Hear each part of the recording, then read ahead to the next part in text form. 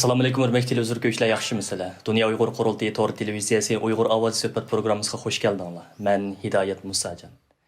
Aziz ko'rmanlar, bugungi suhbatimizga hammanglar tanishlik bo'lgan bu ikki aziz mehmonimizni alayda taklif qildik. Bular bo'lsa Dunyo Uyg'ur qurultiyining bosh taftishi Abdulikim Idris afandim bilan Abdulikim afandimning xonimi Uyg'ur harakat tashkilotining raisi hurmatli Ro'shan Abbos xonim. Oldi bilan suhbatimizga xush keldinglar. Xush bulduk. Hurmatli televizor ko'yishlar. Abdulikim Idris afandim va hurmatli Ro'shan Abbos xonim Angliyada Londonda chaqirilgan tunji navbatlik Uyg'ur sud kollegiyasining isbot anglash yig'inini tugatib va Angliyadagi bir qator ko'rishlarni, faoliyatlarni oxirlashtirib Turkiyaga yetib kelgandi va Turkiyada munoyibdi muhim uchrashuvlar bo'lib o'tdi. Bugun shu fursatda bizning studiyamizga kelib xizmatchi xodimlardan hol so'rab bizning qo'llashini bizga bevosita ifoda qilgan bo'ldi. Men shu fursatda yana bir qatim takror sizlarga minnatdorligimni bildiraman. Rahmat sizlarga. Oldi bilan Ro'shan Abbosada savolimni sizdan boshlasam, siz hamda Angliyada chaqirilgan Uyg'ur sud kollegiyasining tunji sudini isbot anglash yig'inida guvohlik bergan shohidlarimizdan biri. Endi bu Uyg'ur sud kollegiyasi oxirlashgandan keyin mayli xalqimiz uchun bo'lsin yoki xalqaro axborot vositalari bo'lsin nihoyatda yaxshi zo'r ta'sirlarni qo'zg'agan bo'ldi. Xitoymi bu sud oxirlashgan bo'lsa-mu, ta bugungacha Uyg'ur sud mahkamasida shohid guvohlik bergan shohidlarimizga qaralash faoliyatlarini davomli olib beryapti. Siz uzun yillik xalqaro sahnada faoliyat olib berayotgan bir siyosiy faoliyatchimiz va Uyg'ur sudida shohidlik bergan guvohchilarimizdan biri bo'lib sifatimiz bilan oldi bilan shu Uyg'ur sud kollegiyasiga qanday baho berasiz? Shu haqidagi fikrlaringizni ekran oldi ko'rmanlar bilan o'rtoqlashib o'tgan bo'lsangiz. Rahmat ukam.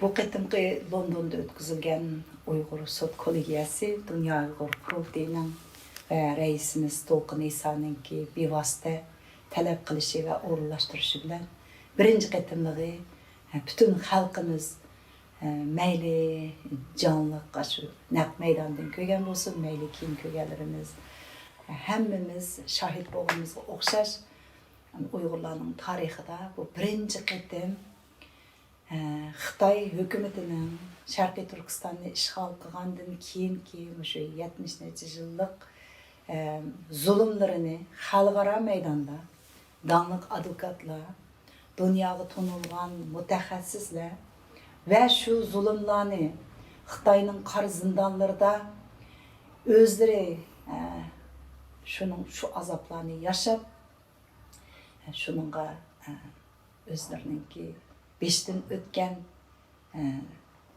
yaşagan şu zulümler bilen anlatkan birinci qitimlik bir fırsat oldu. Endi bunundaki bunun da ta'sirlik bo'lgani bütün dünya jamoatchiligi bizning qancha yillardan beri so'zlab kelayotgan va millatimiz yuzinayotgan bu so'yqirmning amaliy har bir kichikdan cho'nggacha bir millatni yo'q qilish, bir insonningki g'ururiga, kimligiga, kishiligiga, hayotiga, badaniga hücum qilib mesela aşağıda şahitlik bergan ayollarimizningki bizning Uyg'ur ayollarimiz, bizning singillarimiz, hadillarimiz bu Xitoyningki so'yqirm yurgizayotgan shu jang maydonida shu qizlarimizning, singillarimizning, hadillarimizning, Uyg'ur ayollarining badani shuna jang maydoni bo'ldi. Mana shu nuqtalarni ko'z yoshlari bilan cesareti bilen oturga çıkıp bütün dünya cemaatçilikinin aldıda anlattı. Hem de bu hakikaten bir tesirlik bir meydan oldu ve Xitayning tıpırlap getişleri şu şahitlik bergen özünün kolida şu vahşiyetlerini yaşap çıkan qarindoshlarımızga her türlü iftira etip her türlü töhmetler bilen hücum qilishlarla bu sotning qanchalik unumli, qanchalik muhim bo'lganligini isbotlab berdi deb qarayman. Rahmat Ro'shan aka, hurmatli Abdulikim aka. Yuqorida Ro'shan Abbosdan bir xonim bo'lib sifati bilan sotda guvohlik bergan aytdi. Ichinishlik sargudashlarini, shu yerdagi shohidlarning bayonlarini bir o'zining hissiyotiga bog'lab tushuntirib bergan bo'ldi. Endi Londonda chaqirilgan Uyg'ur sud kollegiyasi Dunyo Uyg'ur qurultiyining tashabbusi va arzi bilan qurilgan bir sud.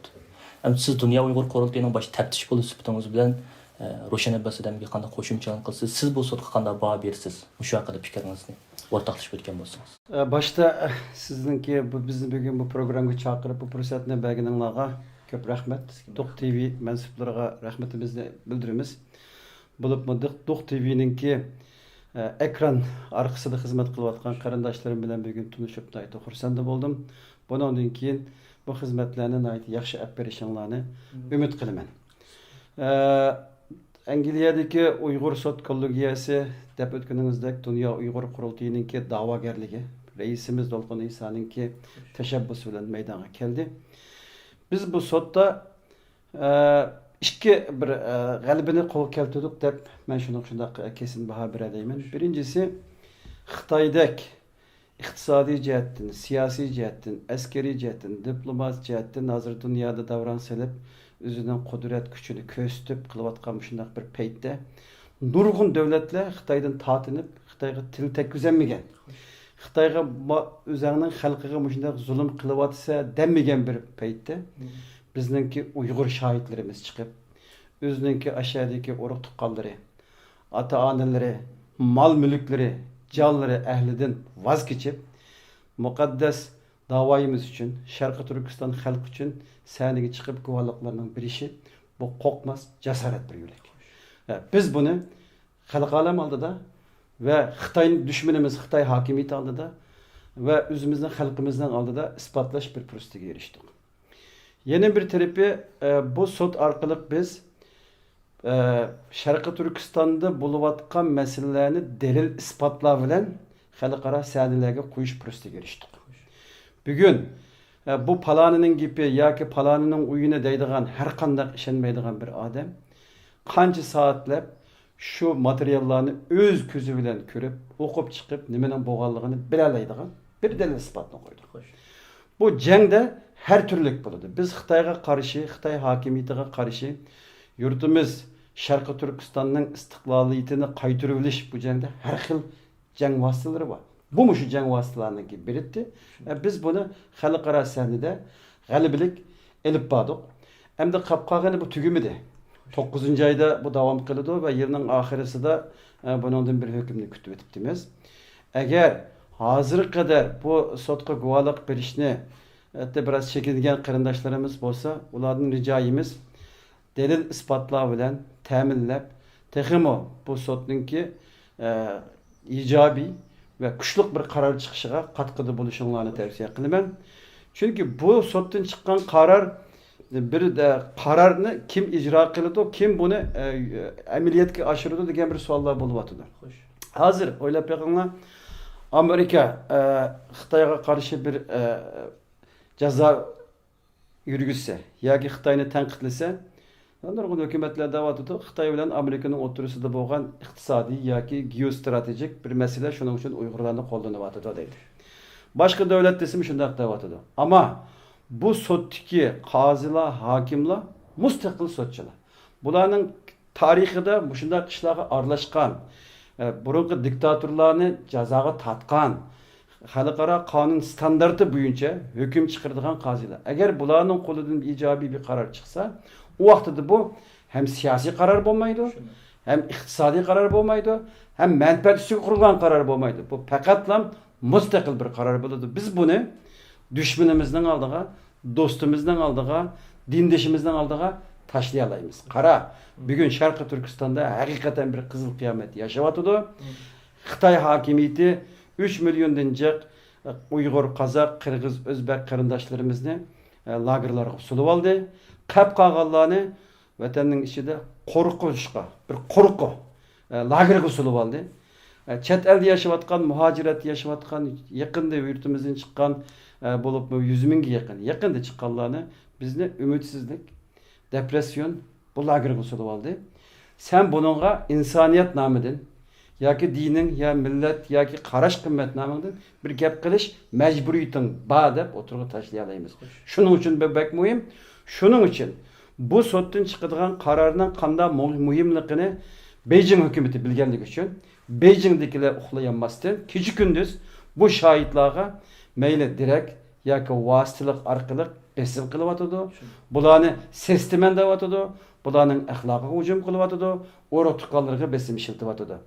Ama şu iniqki o'tni qog'oz bilan yögügülü bo'lmaganiga o'xshash bu haqiqat izhor bo'ladi.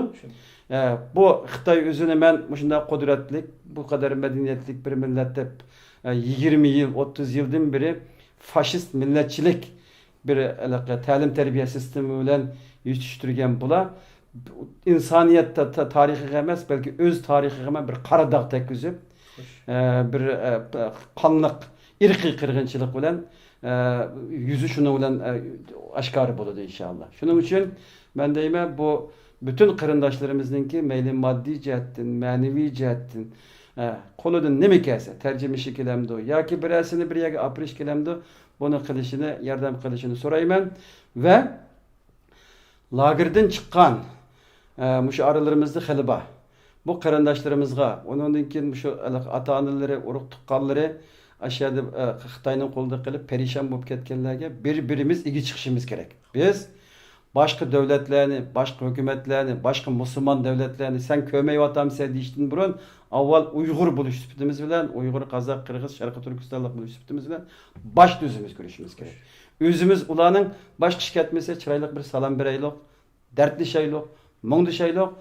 Eğer vatandaş uruk tukkallarımız bilen külüşemegen bolsa, koşnularımız bizden uruk tukkallarımız bolsun, çoğunlar bolsa, ata-analarımız bolsun, küçükler bolsa, hükümüz bolsun. Muşundak bir Riştini bağlayalığa vaktimizde Cenab-ı Allah bizge galibininki yollarını, necatlık yolunu beridi deb o'ylayman. İnşallah. Rahmet hürmetlik Abdullakim aka. Yuqorida Londonda chaqirilgan Uyg'ur sud kollegiyasining ma'lumotlari haqida biroz ma'lumotga ega bo'lgan bo'ldik. Sizlar o Uyg'ur sudini tugitib tunji isbot anglashig'ini Turkiyaga keldinglar. Bundan burun Turkiya nurg'un ziyoratlarda bo'lgan, muhim uchrashuvlarda bo'lgandinglar. Bu jarayonda Turkiyadagi Xitoyparast partiyalar, ba'zi guruhlar sizlar haqinglarda ba'zi bir tuhmatlarda yolg'on so'zlardan bo'lgandi. Bu qitimmi Turkiya ziyoratida mayli İYİ partiyasining raisi Meral Akşener xonim bo'lsin va yoki Turkiyaning sobiq bosh ministri, Kelajak partiyasining raisi Ahmet Davutoğlu efendim bo'lsin, ular bilan bir muhim uchrashuvlarda bo'ldinglar. Bu jarayonda nimalarni his qildingiz? Belki Türkiye'den nimalarni umid qilsiz oldi bilan mushu vaqtda Rushan Abbas sizning fikringizni bilib boqamiz. Biz Angliyadagi xizmatlarimizni tamomlagandan keyin Turkiyaga keldik. Deganingizdak biz burun bir qancha qatim Turkiyaga kelib, muhim uchrashuvlarda bo'lib, bu yerdagi xalqimiz bilan ko'rishib qilgan. Bu qatimmi dastlabda mishadagi qarindoshlarimizdan, xonim qizlardan bir hol so'radik. Görüşüp, paramlaşıp, anandan keyin 2 kunlik bir muntazam tarbiyalash kursi ilib bordik. Onunki menimcha unumini ait yaxshi bo'ldi deb o'ylayman. Qarindoshlarimiz bizningki kutganimizdanmi bakrak bir hayajon va qo'llash bilan kelib to'liq qatnashmadi. Onundan keyin biz Uyg'ur harakati bilan Dunyo Uyg'ur qurultiyining vahbi birlikda Mishadagi tashkilot rahbarlarimizga va boshqa qarindoshlarga, yurt muhtojlari va Xitoy elchixonasining oldida 6 oydan beri namoyish qilayotgan yoshlarimizdan ahvol so'rg'ash bir uchrashish qildik. Uningdan keyin Anqaraga berib, Anqarada birinchi kunida bir 10 necha Yevropadagi davlatlar, Yevropa Birlikligi va Amerika, Kanada, Angliya qatorliq bir qanchalagan g'arb davlatlarining diplomatlari bilan bir ko'rishib bordik. Ularga shu Angliyadagi Uyg'ur sudi va hozirgi navbatdagi Uyg'urlarning ahvollari va shundaqla Turkiyadagi qarindoshlarimizning yuzinayotgan qiyinchiliklari va g'arb davlatlari ularga qanday yordam qila oladi degandek tafsiliy nuqtalardan bir paranglashdik. Andan keyin ertesi kuni Ahmet Davutoğlu'nun Kelajak partiyasi 100 ming kishilik bir imzo faoliyat qilgan. Onunki bir yig'inida bo'ldik. Onundan keyin bo'lsa Meral xonimning İYİ partiyaning o'rinlashtirgan rasm ko'rgazmasiga qatnashib va undan keyin Meral xonim bilan bizning bir ayrim yarim soatdek bir paranglashib bir samimiy suhbatlashish fursatimiz bo'ldi. Endi bu jarayonda bizningki his qilganimiz biz davomli deb kelganimizga o'xshash bu dava partiler üstü, siyasi her qandaq bir məqsədlər üstü, bir insani bizniki bu yerdeki Türkiye'deki halkımız bilen hem dinli, hem bizden tarihi cihetten, hem til, hem cihetten bir birligimiz bolgan bir dava. Türk halkının bizden qançalik qollaydiganlığı, bizden ular bilen davamlıq bu dava bizning dava, bu davagar biz shundoq bo'lg'achqa bular bilan bunday uchrashishlarning qanchalik muhimligini va davomli elib berishimiz hojatligini his qildik. Andan keyin yana bu yerdagi vaqtimizda mishadagi qarindoshlar bilan yoshlar, mayli qizlar bo'lsin, mayli o'g'illar bo'lsin, andan keyin tunugim Bursada o'qish bitgan o'tgan yil 2020 yili va 21 yili o'qish bitgan qarindoshlarımızdan biri faoliyatda birga bo'ldik. Endi har yerda bizning his qilganimizga o'xshash butun millat qo'lidan kelganini qilyotdi. Kichik bo'lsin, cho'ng bo'lsin. Bu da'vo degan hammadan ko'chaga chiqib namoyish qilish yoki hammadan tashkilotning ichida bo'lish bunday gap emas. Biz Uyg'ur harakati tashkilotimiz hech qachon bizning tashkilotimizni kiringlar yo biz bilan xizmat qilinglar demaymiz. Har vaqt biz faqatla biz nima qilib bera olamiz degan. Biz mayli Uyg'ur harakati tashkiloti bo'lish sifati bilan yoki bo'lmasa men o'zim bir ona bo'lish sifatim bilan biz nima qilib bera olamiz.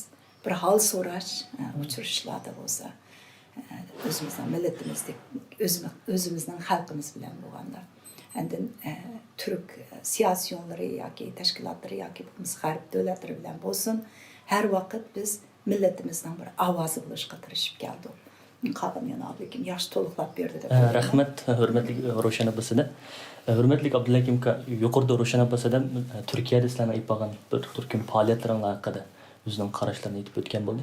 Hamda sizmi u jarayonda bizmi ko'rdik, mayli Kelajak partiyasining raisi Ahmet Davutoğlu bo'lsin, mayli İYİ partiyasining raisi Maral Akşener xonim bo'lsin, yüzma-yüz ko'rishib, bevosita suhbatlashib, bu biz uchun ayta muhim ko'rishlar deb o'ylayman. Siz bu jarayondan nimalarni his qildingiz va sizlarning Turkiya hukumatidan kutadigan asosli umidinglar nima o'sha haqida ozroq fikrlaringizni o'rtoqlashib o'tgan bo'lsangiz. Rahmat. Bildiğinizdek Dünya Uygur Kurultuyu gerçi merkezi Germaniyanınki München şehrinde bolsa mı? Amerika'da, Avustralya, Yaponiya, Türkiye hemme yerde azaları bolgan, güçlük hizmet kılıdığan timleri bolgan bir teşkilat. Cümleden Türkiye'de bizden muavin reisimiz, Dünya Uygur Kurultu'nun muavin reisi Dr. Erkin Ekrem Efendim var. Dünya Uygur Kurultu'nunki katibi Dr. Erkin Ahmet Efendim var. Başka Dünya Uygur Kurultuyu icraiyetinde hizmet edip bağlan qarindaşlarımız var. Ve yakında Türkiye'de kanuni cihetten tasdiqlangan Dünya Uygur Kurultuyu vakfı var. Biz bu da kelgen vaktimizde bütün Dünya Uygur Kurultuyununki rehberleri iştirak kılgan, hem Dünya Uygur Kurultuyunun vakfı idare heyetleri iştirak kılgan asasda Uygur hareketi bilen birleşip bir yerdeki bütün teşkilatlarının rehberlerine, cemaatlarının erbaplarına bir çağırık yollap. Ular bilen bir deyimiz yemek istişaresi edip bağlan bulduk. Bununki maksat nima deseniz, Dünya Uygur Kurultuyu özününki nizamnamesi, kaide prensipleri ve Dünya Uygur Kurultuyununki reisi Dolkun İsa Efendim'ninki yol yürükleri bilen biz Şarkı Türkistan davasının milli menfaatimizni birinci orunda koyup durup her kandak kişi bilen, her kandak teşkilat bilen devamlı işleyemeyiz. Bu teşkilat, bu dava hemimizden davası. Bunu işleş için elbette biz birbirimizden sohbetleşimiz, görüşümüz, oturdaki bazı okuşmazlıklar şununla yok buludu. Biz düşmenge fırsat vermeyiz bu arada. Çünkü düşman geç gündüz sepimizde acılıtış. Bu teşkilatlarının içi pitni pasas seleş. Teşkilat rehberlerinin aralarına pitni pasas seleş. Ve davanı kılıvatkan yaşlarımızınki işini bozuş. Bu şekilde devamlı şey yapıyordu. İstanbul'da küçülüşümüz, bu İstanbul'da anam nerede, dadam nerede, Ayçem nerede, singlim nerede de 180'de günden beri koşuda bu Xitaydan so'roq qilayotgan qarindoshlarımızdan qatnashishi bilan bu yerdagi mavjud butun tashkilotning rahbarlari va ularning ivatgan temsillarining qatnashishi bilan yaxshi bir faoliyat bo'ldi. Bu Dünya Uyg'ur qurultayiningki muhim prinsiplarining biri. Bu yerdan biz aslida bu dagi safarimizda Anqara safarimiz yo'qdi. Ushtum tut Anqaradagi Avrupa Birligi diplomatları ve Angliya, Amerika'nın diplomatlarının iştirakida bir yig'ilish bo'lganligini, buningda bizden bir berib Sharqi Turkiston masalasi, Sharqi Turkiston tashkilotlari va Turkiyadagi vaziyatlar va Xitoyning hozirgi olib borayotgan masalalar to'g'riliq bir ma'lumot berishimizni talab qildi. Berib bir 2,5 soatga qadar bu yerda biz ma'lumot berdik. Ya'ni Yevropa Birligidagi davlatlarning diplomatlari bir to'liq ma'lumotga ega bo'lgan bo'ldi. Ondan keyin deyilganidek Gelecek Partisininki 100 mingga yaqin imzo to'plab, Turkiyaninki shahar ilçelerinde üstüne qo'yib, Sharqi Turkistonni qo'llaymiz deb yiqqan imzo bu. Bunda ham yig'ilib qolgan imzo emas. Buningki taqdim qilish to'raniga qatıldık.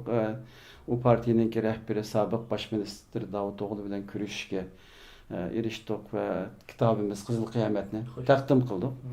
Ertesi günü İYİ Parti'ninki Hiyalimdeki Sharqi Turkiston namlıq bu resim körgezmesi. Bu körgezme Uygurlarning arasında emas, bütün Türkiye'deki başlangıç o'quvchi, şu yaş balalarninki bir xiyal qilish demasini başlaptı. Bu narsalar intayin muhim narsalar. Çünkü Sharqi Turkiston davası biz aşındaq deymiz yaşlarga yetişiyotgan o'smirlarga mi bildirishimiz kerak. Bu bizninki mecburiyetimiz. Ona katıldık, özür bilen küreştik ve Büyük Birlik Partiyası'nınki merkezini ziyaret kıldık. Onun rehberleriyle küreştik. Ziyaretimiz yaxşı öttü. Muhbirlarınki suallarga cevap verdik. Bularmış o Angliyadaki Uygur Sot Mahkemesi ve Sharqi Turkiston'daki bu katliamınki qanday qilsa tugish haqida suallar so'raldi. Ve bizden bu suallarga köp cevaplarını verdik. Ularning birisi de şunu dedik ki, Türk Müslüman devletleri, hakimiyetleri kopap bu katliamni to'xtatqin degan vaqtida to'xtatishi mumkin. Shuning uchun kurash qilyapmiz degan javoblarimizni berdik. Bu daqiqa safarimiz biz davlat ma'murlari, diplomatlar, tashkilot rahbarlari va jumladan o'zimizningki qarindoshlarimiz. Bu bizningki bu yerdagi baydab o'tganimdek cho'nglar bo'lsa ota-onalarimiz, akillarimiz, ochillarimiz, hadillarimiz, hamdibet bo'lsa qarindoshlarimiz, kichiklar bizning tuqqanlarimiz. Ular bilan birlik o'tirib, paranglashib, dardlarini anglab qilsak, bu orqali biz nurg'un aqlga, fikrga, ma'lumotlarga ega bo'lamiz. Biz bilganingizdek, hozir Amerikada iqomatda turyapmiz. Amerikaliklarga, g'arbliklarga bu masalani anlatgan vaqtimizda biz haqiqatan qiynalamiz. Bu yerda tasavvur qilinganidek Amerikaliklar va Uyg'urlarga yordam qilaman deb qo'shiq chiqib yo'q. Bu yerda hozir Xitoy bilan munosabatimni yaxshilashtirman, Xitoydan pul tepyapman, Xitoy bilan bu dunyoni bilishib yashay olmayman deydigan nurg'un Amerikaliklar bor. Shularning qarshisiga chiqib, shunday qatlamni olib berayotgan bu hokimiyatlar qanday yashaysa deb biz o'zimizningki dalil isbotlarimizni o'tirg'a tashlab, ularni qoyil qilib iqno qilish majburiyatida. Bu qoyil qilib iqno qilish uchun bizde ma'lumot bo'lishi kerak. Ular bizning ya dilimiz, ya tilimiz, ya dinimiz, ya qarash qimmat, insoniyatchilikdan boshqa qarash qimmat o'rtoqchiligimiz yo'q. Bizning yer ishimiz g'ayr.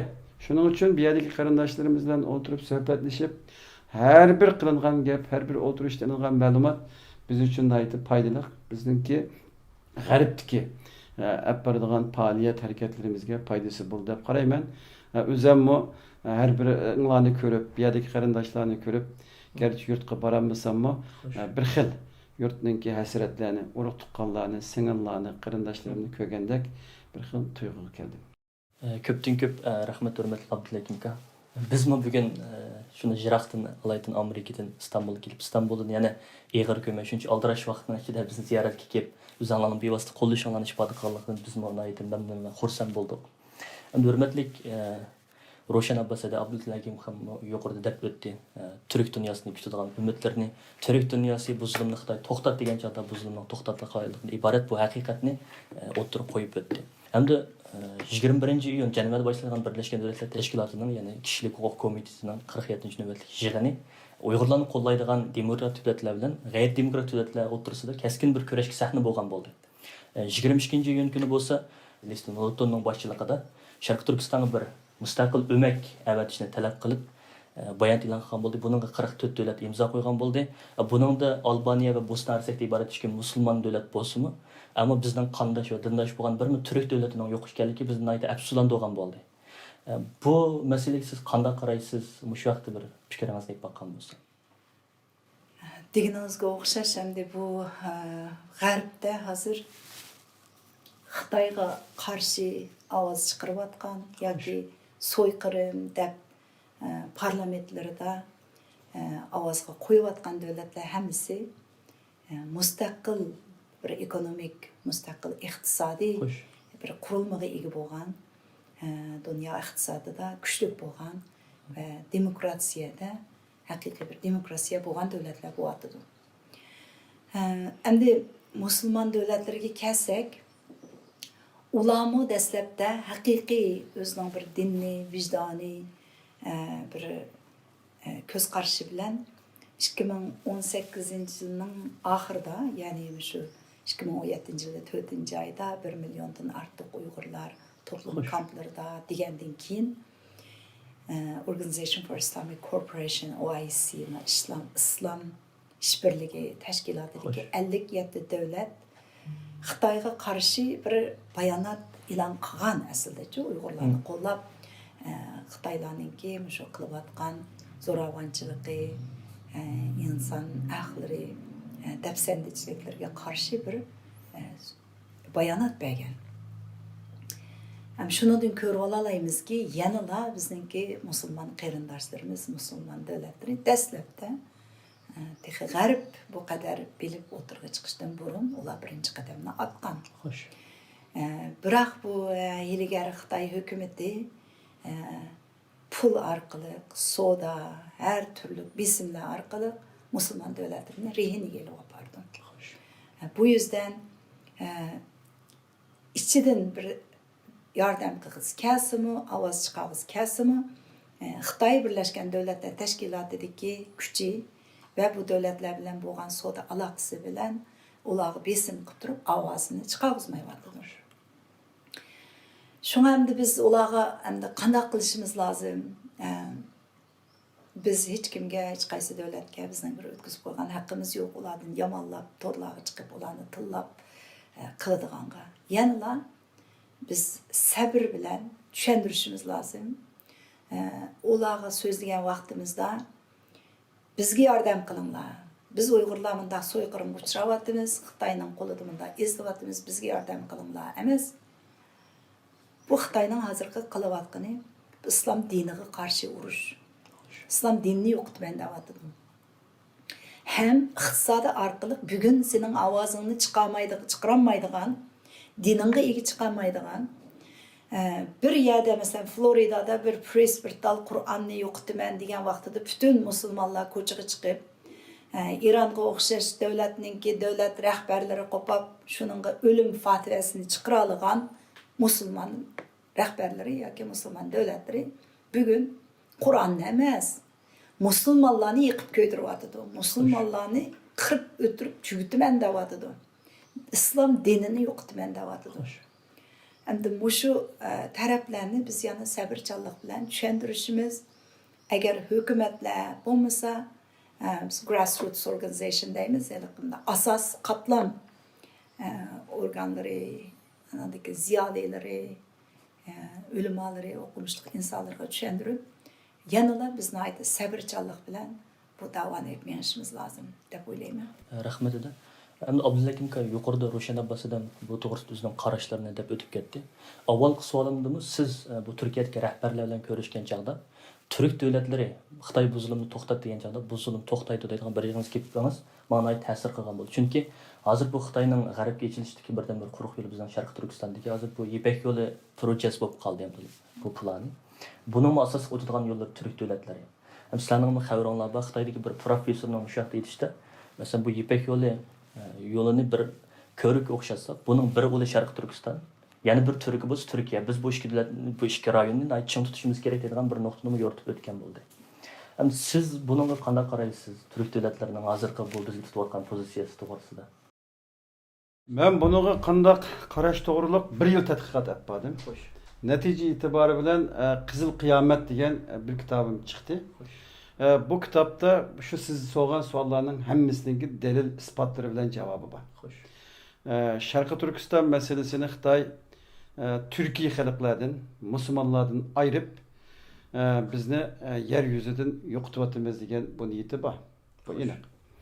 Ama biz Xitoyninki qandaq bir davlat, qandaq bir hokimiyat, qandaq qilib boshqa millatlarni, boshqa davlatlarni besib olganligini, ya'ni ig'ir bedeller to'lash orqali bir tajribelik bir bilimga ega. Bizdeki bu bilim xili davlatlarda yo'q. Yani Xitoyninki hiligarligini, Xitoyning qanday qilib masalalarni hal qilganligini biz bunu ig'ir bedeller orqali bir tajribaga ega bo'ldik. Meningki ko'z qarashim Xitoy diktatoriyat bu hakimiyeti bilen erkin dünya o'rtasidagi bu to'qinish Sharqi Turkistonda bir taraf bo'ldi deb qarayman. Bu Sharqi Turkistonga bog'liq. Bütün g'arb davlatları yoki bu musulmon davlatları o'zlarining mustaqilligini, o'zlarining erkinligini, o'zlarininki insonparvarligini, o'zlari qul bo'lmayman desa, Sharqi Turkistonni yordam qilishi va bu Xitoyni ashad to'xtatish kerak. Eğer o yerden ötep gidip kalsa, bu garip ellerini böyle oladı. Ama garip ellerini eriştin burun, elbette Müslüman devletlerini destek ediyordu. Biz bunu uçuraşkan, küreşken yerlerde delil ispatları bilen rehberlerge deyişivatımız. Ben nayte siz mi diginizde ben bir demeden tesirlendim. Bu da seferimizde meyle Mustafa Destici efendim olsun, Büyük Birlik Partisi'nin rehberi.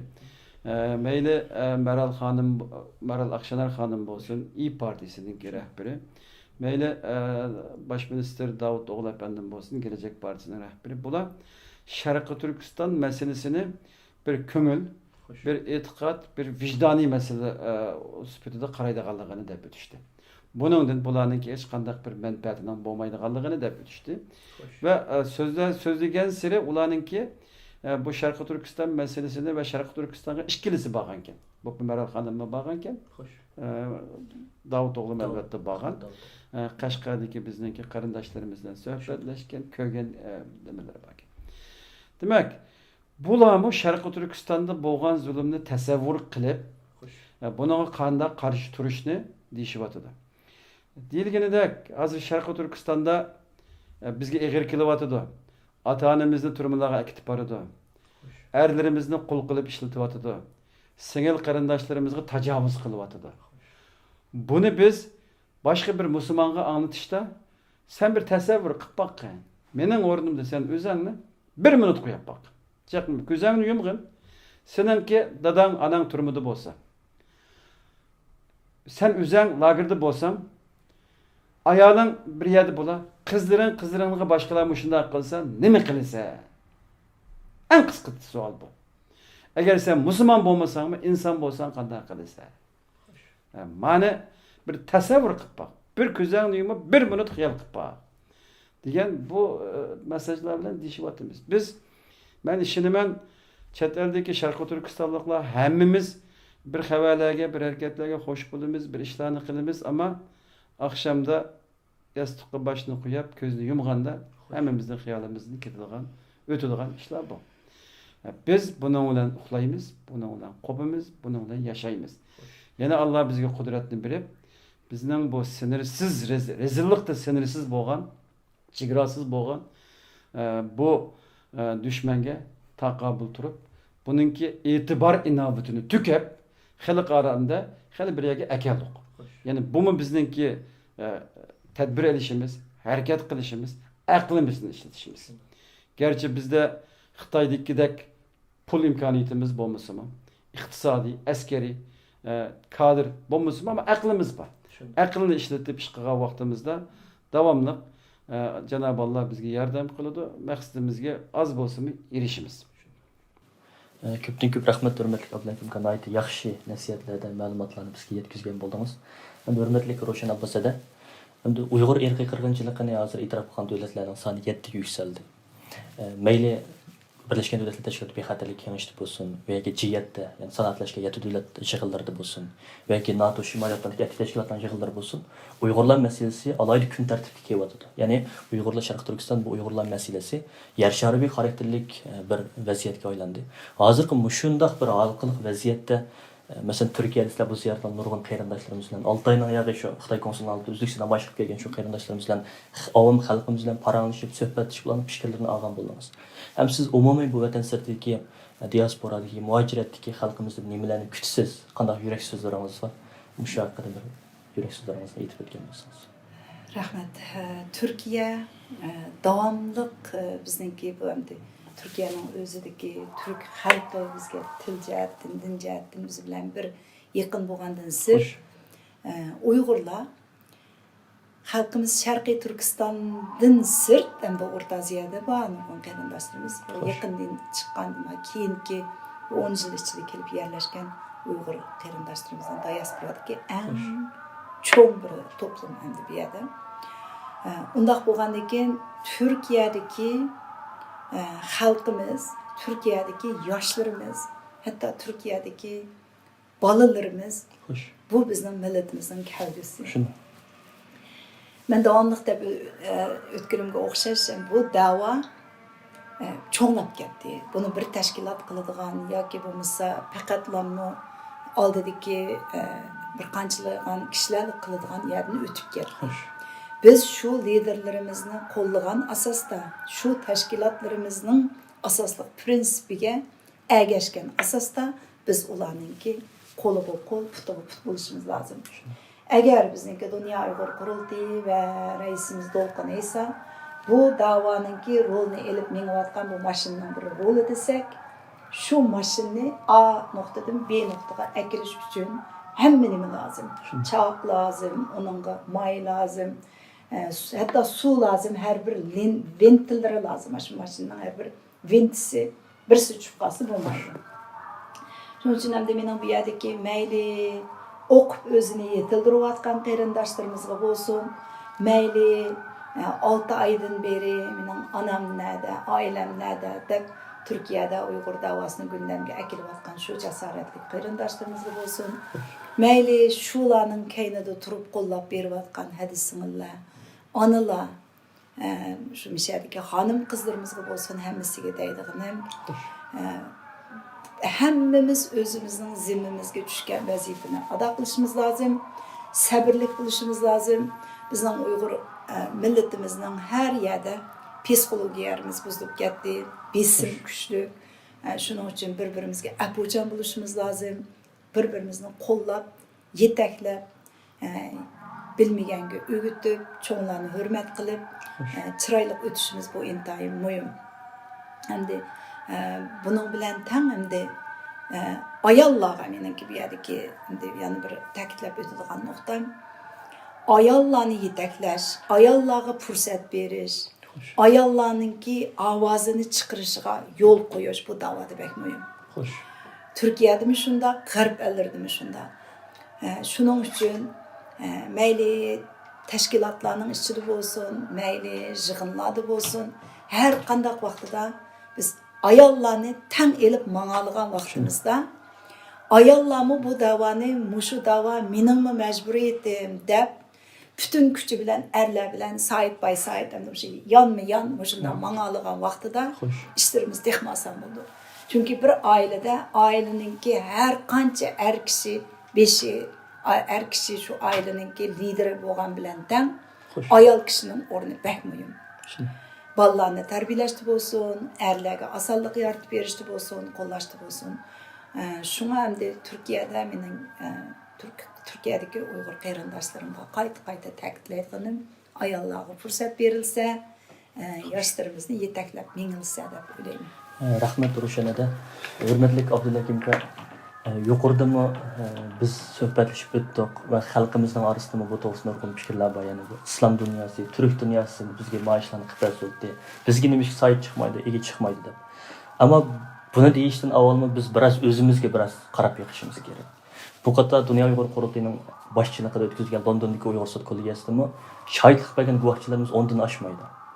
Ama lekin bizning gelişimizde Türkiye'de lagerda yetip çıkan şu vakaga şahit bo'lganlarning 200 dan oshganlik haqida ma'lumotlarni o'tdik. Yani mushu qarindoshlarımızga va muajiratga umum xalqimizga mushu haqda qanday yurak so'zlaringiz bor? Shuni anglab o'tganmiz. Rahmat. Başta İslam dünyası meselesini dep öttünüz.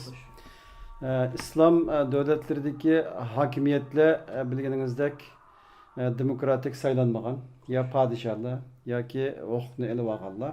Ularınki birinci ensireydiğini öz halkıdın. Mine kaçan örü takin dep ensireydi. Bu şundak bir halette. Bular bilen Xitay hakimiyetininki işbirliği etberişi nayit asanğa toxtab ketip barıdı. Biroq bu deganlik bu İslam devletlerini tamamen nazardan tushirib o'tish emas. İslam devletlerinde nurg'unlagan cemaatlar bor, gruplar bor, tashkilotlar bor ve alimlar bor ve Müslümanlar eğer bu Şarkı Türkistan'daki bugün buluvatkan bu meseleni bilse oradan turib ketadi. Çünkü bu İslam devletlerindeki medyanın 99%'i hükümetlerinin kollarında, 1%'i hükümetin taraftarlarının kollarında. Ve Xitay hakimiyeti milyarlarca pulunu harcayıp iyadaki medyalarını muşundaq qamamalarlar. Ve iyada tekrarlavatqanı bu biz Uygurlarga yaxshi qaravatimiz, bularning masjidlari bor, bular namoz o'qiydi, bular ishsiz qolgan, biz bularga kasb o'rgatib, ishga beramiz degan bu yolg'on yaptıq tashviqotlarini takrorlavatdi. Amerika ve G'arbda chiqqan masalalarni bular Xitoyni ojizlashtirish uchun, Xitoyning taraqqiyotiga chidamaganligi uchun Uyg'ur masalasini ishlativatdi, deyapti. Biz endi bu o'tirdi qilamiz Uyg'urlar bilan sifatimiz bilan. Biz G'arbda turib olib İslam dünyasındakiga qo'l uzatishdan ya qilishdan burun başta berib bir yo'lni tepishimiz kerak. Uning chorasini tepish bizning majburiyatimiz. O asan ish yo'q dunyoda. İmkansızlarni, mumkin emas ishlarni mumkin qilishtirish uchun kurash shuning uchun bo'ladi. Tashkilotlar shuning uchun quriladi. Shuning uchun biz jang qilamiz. Jangda dushmanni yengish uchun jang qilamiz. Shundaqmi? Bu ishlar bizning vazifamiz. Bizningki Şarkı Türkistanlık buluş süpitimiz bilen böyle teşkilatlarımız olsun. G'arbda yaşaganlarımızdan Müslüman qo'shnilarimiz var. Şarkı Türkistan meselesini anlatışımız gerek. Türkiye'de mi şu, bütün Arap devletlerinde mi şu? Çünkü Şarkı Türkistan'da elip birilayotgan bu zulüm, eğer biz doğru düşündürebilsek, bu etiqat soqışı bu. Yani etiqat soqışı degenim, Xitay İslam dinine karşı soqaşı. G'arbliklar bilan bo'lgan so'qashda g'arbliklar bilan musulmonlar orasida bo'ldi so'qash. İslam dini orasida bo'lmadi. Musulmonlar orasida bo'ldi. Bu yerda bir farq bor. Ammo Xitoy İslam dini bilan so'qishyapti. İslam dininin hammasini qo'g'dash Uyg'urlarning majburiyati emas. Bütün dünyadaki musulmonlarning majburiyati. Qanday qilib biz Uyg'urlar bu meseleni musulmon qarindoshlarımızga tushuntiramiz. Tushundirish bizning vazifamiz. Onu bilmegen bo'lsa, ular günahka hesaplanmaydi. Çünkü bilmeydi. Bildirişimiz gerek. Her xil yol, her xil vasıtalarını tepip biz bularga bu meselelerin hemmisini to'liq bildirişimiz gerek. Benim bu lagerden çıkıp oturga çıkıp sözleyemegen qarindoshlarımga ricayım var. İmkan kadar çıkıp bu delil ispat bilen bu halkımızın üstüge kelgen bu zulümni to'xtatishga, bu erkin qirg'inchilikqa xotima berishga bir qatqida birisini bo'lishini rijo qilaman. Men azaldan Sharqi Turkiston davosini cho'ng bir davo deb ishonaman. Bu davoninki olib berishda har xil vosita, har xil yo'llar borligiga ishonchim komil.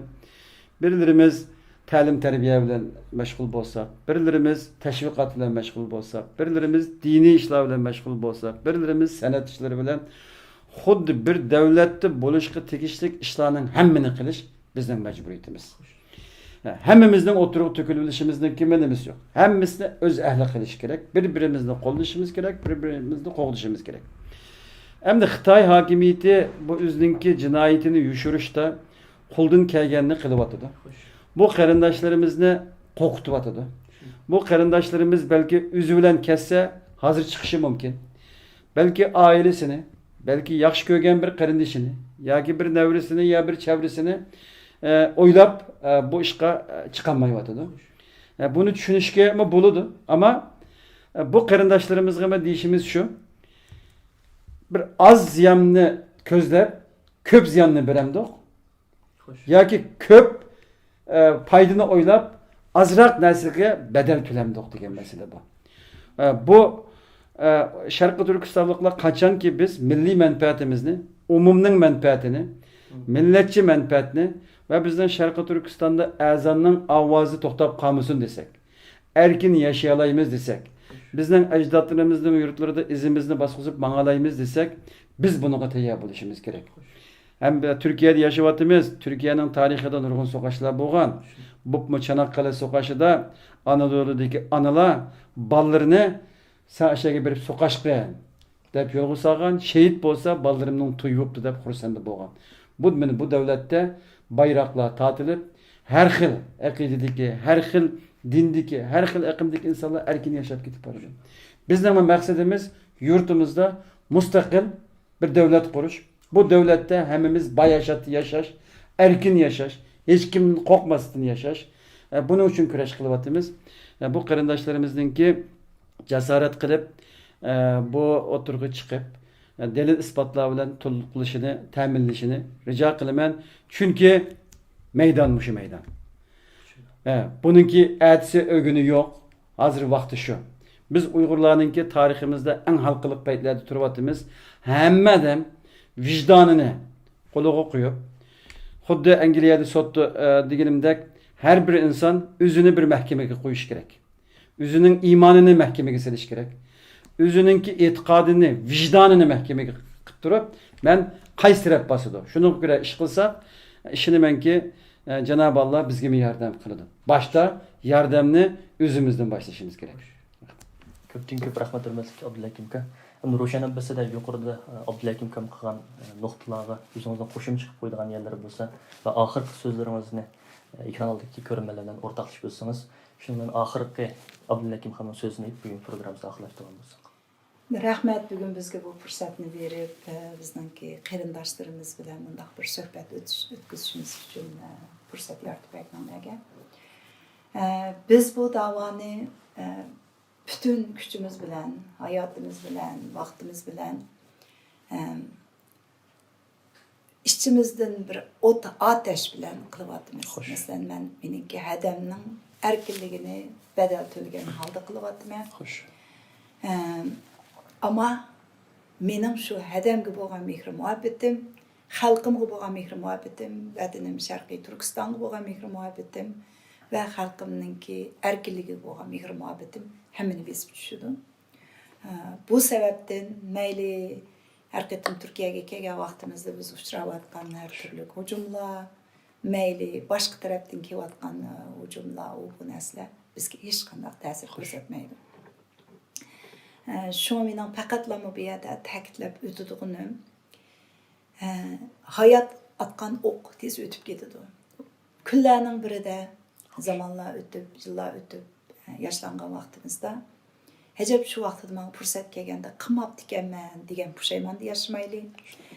Abdullakim deb o'tganga o'xshash hozirgi Xitoyning ash qo'rqitib turib, reyn olib turib urug' tuqqanlarimizni selayotgan besimlari bilan xalqimiz uchun, xalqimizning bu din, irqiy qirg'inchilikqa uchrayotgan shunday sharoitda aşı bechara vatanda qolgan ham chet elda mening urug' tuqqanlarim bor, shular mening uchun gap qilyapti, so'zlayapti degan umidni kutib o'tirganlar uchun ikki og'iz gap qilamisak, o'tirg'i chiqib o'zimizning bilgan anlaganlarimizni yoki lagerda yashaganlarimizni o'tirg'a qo'yamisak, urug' tuqqanlarimiz, onamiz, donimiz, qarindoshlarimiz lagerda ya lagerdan chiqib o'lib ketgan bo'lsa, mana bu soyqırımninki bu irqiy qirg'inchilikning o'lim yo'q da'vatisizlar, bu o'lim bo'lgan chog'da irqiy qirg'inchilik degani bo'ldi da'vatganlar uchun mening oilamdan faloni o'lib ketdi deyamisa, at o'gin farzandlarining oldida,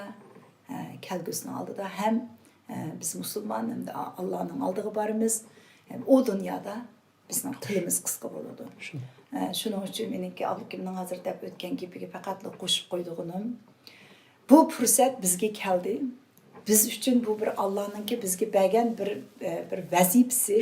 Bu vazifani o'rinlaylik. Bo'libmi lagerda yetib chiqqan yoki urug' tuqqanlari lagerda ya lagerdan qo'yib bergandan keyin o'lib ketgan qarindoshlar cho'qim shu Uyg'ur tribunalniki Uyg'ur sudimizning to'rbetiga chiqib yoki Norvegiyadagi baxtiyorlar qilayotgan shu arxiv yig'ish komiteti, Dünya Uyghur Qurultaydagilar bilan aloqalashib, cho'qim bu shohidlikni bersa degan rijodaman. Ko'pdan ko'p rahmat. Hurmatli Abdullakim aka, oxirgi yurak so'zlaringizni ilib bugun programmamizni oxirlashtiramiz. Ko'p rahmat bizga bu suhbat fursatini berganinglarga. Dünya Uyghur Qurultayı bo'lish sifatimiz bilan biz hozir ko'pincha bu fojia eg'irlashib ketganligi uchun ham biz siyosiy sahnalarda jiqroq ko'rinyotdi. Ammo Dünya Uyghur Qurultayı bütün Sharqiy Turkiston xalqini tingshaydi. İcabi, tanqidiy har qanday fikriga biz davomli uchuq. Dünya Uyghur Qurultayı'nınki teftiş heyeti müstakil bir heyet. Qarindaşlarımızdan Dünya Uyghur Qurultayı rehberleriga, Dünya Uyghur Qurultayı'nın faaliyetleriga, her xil bu işlarga meyli icabi teklifler bolsa munda qilsanglar bo'ladigan deydigan yoki tanqidiy fikri bo'lsa, Dünya Uyghur Qurultayı teftishi bilan aloqalashsa, biz kelgan teftishga kelgan bu fikirlarni, bu arziyatlarni aytib maxfiy tutamiz. Bununki sürüşünü qilamiz. Bu teşkili cihettin. Ama özümdeki yeni bir yürek sözüm Şarkı Türkistanlı karındaşlarımga bulup mu İstanbul'daki karındaşlarımga ve dünyanın her birideki karındaşlarımga eğer tuqqan lazım olsa, singil lazım olsa, atan lazım olsa birbirimizni tapaylık. Hazır biz bir qancha balalarni ko'rdik. Sel yolunu tapamagan, ata-onasidagi aloqasi yo'q. Perişan bo'lib qolgan, yaxshi yomon yo'llarga kirib qolgan. Xuddi ata bizning bolalarimiz mu shunday bo'ladi-chi, ata-onasi boyadimi? Mushu qarindoshlarımizga igidorchilik qilib, yaxshi yo'lda mangan odamga igidorchilik qilish albatta yaxshi ish, ammo yo'lini topamaganlarga yo'l tepib, ular igidorchilik qilish bu payg'ambarlarning ishi. Ulug' ish. Qarindoshlarimizningki mushu qizlarimizga, yosh yigitlarimizga igi chiqib, birasiga ata-ona bo'lib, ma'naviy ata-ona bo'lib, mushularga bir sahib chiqishini men chin dilimdan kutaman. Sizlarga ko'p rahmat. Rahmat hurmatli Abdullakim aka, hurmatli Roshan Abbas aka. Yuqorida bergan qimmatli ma'lumotlaringizga ko'pdan ko'p rahmat aytaman. Bo'libmi bu Turkiya ziyoratingizga alohida vaqt ajratib bizning studiyamizga xizmatchi xodimlardan hal so'rganligingiz uchun tekrar minnatdorligimni bildiraman. Rahmat sizlarga. Muvaffaqiyat qilsin. Hurmatli televizor ko'ruvchilar, yuqorida Dünya Uyg'ur Qurultayı to'g'ri televiziyasi Uyg'ur ovoz suhbat programmasida diqqatingizga sunduq. Keyin qaytim ko'rishgacha omon bo'lgaysizlar. Xayr xo'sh.